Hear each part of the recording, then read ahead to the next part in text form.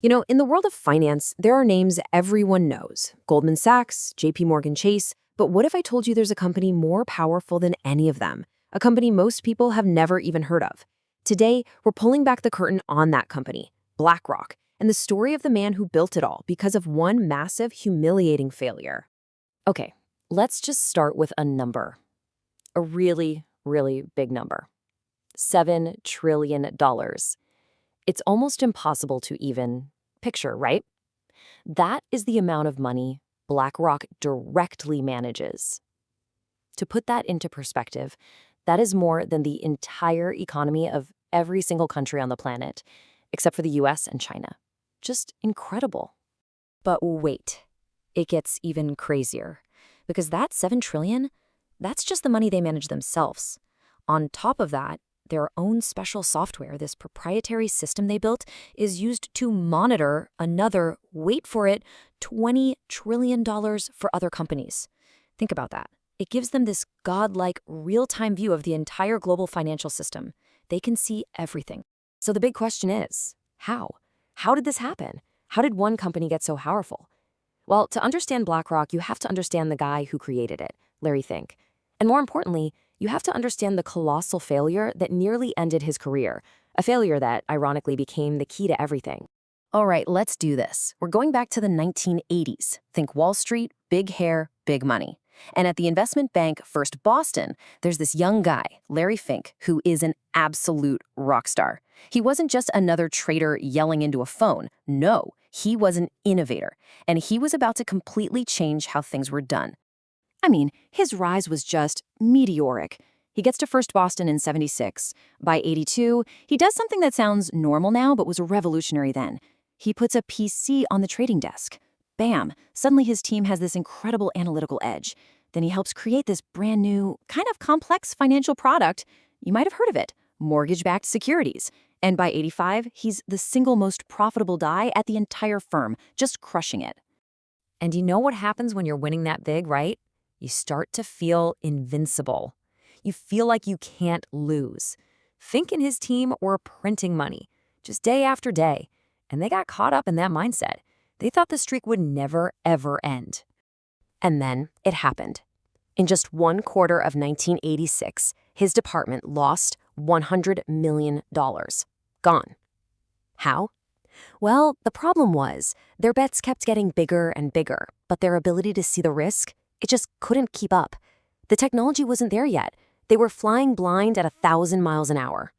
Now, you have to understand, on Wall Street, your reputation is everything. You can have a decade of wins, but one huge loss, it erases it all. And that's what happened to Fink. Overnight, he went from being the golden boy to the untouchable. People who used to slap him on the back were now avoiding him in the hallways. He was totally toxic. And for Fink, this wasn't just about the money. This was a deep, personal humiliation. I mean, can you imagine? He was so mortified that he was forced out of the company he'd poured his life into. So there he is, 36 years old, jobless, and his name is mud on Wall Street. But here's the thing about Larry Fink. He wasn't done, not by a long shot. He was determined to start over, but this time, on his own terms. He was going to build his own company. The only problem? Yeah, try raising money when you're famous for losing $100 million. It's a tough sell. But then, he finds this unlikely partner, another guy who'd been cast out from the Wall Street kingdom, Steve Schwartzman. Schwartzman had been a big shot at Lehman Brothers, but got pushed out in a power play. He just started his own small shop called Blackstone, and he had a knack for spotting talent, even talent that everyone else thought was finished. So Schwartzman looks at Fink and sees something nobody else did. He gives him a $5 million lifeline to start a new asset management group inside Blackstone. And this new venture was going to be built on one simple, brutal, painful lesson that was now burned into Larry Fink's brain: risk. You have to understand the risk above all else. And that right there, that became Fink's obsession, his whole philosophy. His biggest, most humiliating failure wasn't the end of his story. It became the foundation, the very bedrock of this new company he was building, a company that would eventually split off and get a new name: BlackRock. Okay, so under the Blackstone name, Fink's new business starts growing, and it's growing fast. But you've got two huge egos here, right? Larry Fink and Steve Schwartzman, two alpha dogs. You just know a clash is coming. And here's what it came down to. Fink wanted to grow, and to do that, he needed to hire the smartest people he could find. And the only way to do that was to give them a piece of the action, give them equity. But Schwartzman, he didn't want to give up any control. He wouldn't do it. And that disagreement fractured the whole partnership. They split up, and Fink had to go out and find a new partner, striking out on his own. So now BlackRock is its own company, it's independent, and it needs a big win to prove itself. And they get it, from General Electric, of all places. See, GE had this $10 billion portfolio of really complicated toxic bonds that was a complete disaster. Nobody on Wall Street would touch it. It was too complex, too risky. But Fink's team, with their absolute obsession with calculating risk, they were the only ones who could figure it out. They cleaned up the mess for GE, saved them from a huge loss, and suddenly BlackRock had a new nickname. They were the Ghostbusters of Wall Street. When there's something strange in your portfolio, who you gonna call? And that reputation as the ultimate financial problem solvers was about to face the biggest test imaginable. Because the year is 2008, and the entire global financial system is about to melt down, thanks to, and here's the crazy irony, the very same mortgage-backed securities that Larry Fink had helped create all those years ago. So you've got Bear Stearns collapsing, Lehman Brothers failing, the whole system is on the brink. And in all the chaos, in all the panic, from the halls of power in Washington to the trading floors on Wall Street, everyone realized there was only one person, one firm, that actually understood the toxic junk at the center of it all. So who's calling Larry Fink? Well, you've got Hank Paulson, the Treasury Secretary. You've got Tim Geithner, head of the New York Fed. Jamie Dimon at JP Morgan.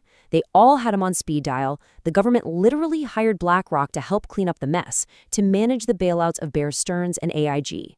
In that moment, Larry Fink wasn't just back. He was at the absolute center of power. He was the new king of Wall Street.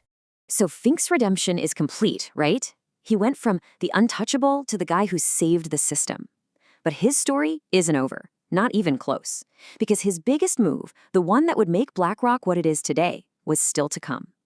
This is the move that turned them from just Wall Street's cleanup crew into, well, something else entirely. See, Fink saw where the world of investing was going, and it wasn't about charging huge fees to rich people anymore. The future was in something called an exchange-traded fund. You've probably heard of them, ETFs. The idea is brilliant, and it's simple. Instead of trying to be a genius and pick the one stock that's going to pop, an ETF just lets you buy a tiny slice of everything, the whole market, for almost no fee. Think of it this way. The old way of doing business on Wall Street was like hunting for whales. You're trying to land a few massive clients and charge them a ton of money. Fink's new idea was more like catching fish with a giant net. Don't chase huge fees from a few people. Instead, take a tiny, tiny fee from millions of regular, everyday investors. It was all about volume. It was about scale. And man, did it work. In 2009, BlackRock bought this ETF business called iShares, and they just took over. They completely dominated the market. And here's the kicker. Because these ETFs own a piece of basically every public company, BlackRock, almost by accident, became one of the biggest shareholders in, well, almost every major company you can think of, in America and all around the world. So let's just recap. From the absolute humiliation of a $100 million loss, Larry Fink built an empire. A new kind of financial power that wasn't about taking huge risks itself, but about managing the risk for literally everyone else. And that leaves us with a pretty big question, doesn't it? What does it really mean for our world when one firm and one man has this much quiet, unseen influence over everything?